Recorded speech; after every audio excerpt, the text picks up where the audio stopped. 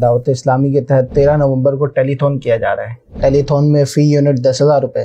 تو دعوت اسلامی کو یہ یونٹ ہم کیوں دیں؟ بعض لوگوں کی ہو سکتا ہے یہ لفظ ہی نہ آیا، اور ٹیلی تھون اصل میں یہ چندہ جمع کرنے کی ایک مہم ہوتی ہے جس میں لائیو پروگرام کیا جاتا ہے چینل پر اور لوگوں کو ترغیب دلائی جاتی ہے چندہ کرنے کے لیے۔ اس دفعہ جو دعوت اسلامی ٹیلی تھون کر رہی ہے وہ ٹیلی تھون اپنے دینی خدمت کے جو شعبہ جات ہیں، جیسا کہ جامعہ، مدرسے میں تمام اس کے مدرسۃ المدینہ بالغان، بوائز گرلز دونوں آ گئے، کیونکہ ہمارے جامعہ میں مدرسے میں باقاعدہ کوئی فیس نہیں لی جاتی طلباء سے، تو لہذا ان کو فی سبیل اللہ پڑھایا جاتا ہے، تو ظاہر ان کے اخراجات ہوتے ہیں۔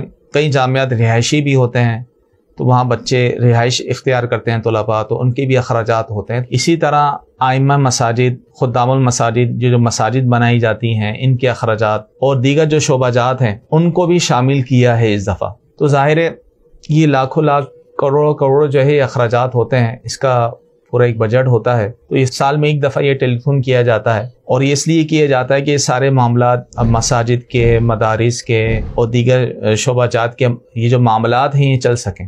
ٹیلی تھون میں خرچ کرنا یہ بھی رائے خدا میں خرچ کرنا ہی ہے، کیونکہ دینی شعبہ میں یہ خرچ کیا جائے گا، اور رائے خدا میں خرچ کرنے کی تو بڑی فضیلتیں حدیث میں آئی ہیں۔ بخاری مسلم شریف کی حدیث ہے کہ ابو ہریرہ رضی اللہ تعالیٰ سے مروی ہے کہ رسول اللہ صلی اللہ تعالیٰ علیہ وآلہ وسلم فرماتے ہیں، اللہ تعالیٰ نے فرمایا، اے ابن آدم خرچ کر، میں تجھ پر خرچ کروں گا۔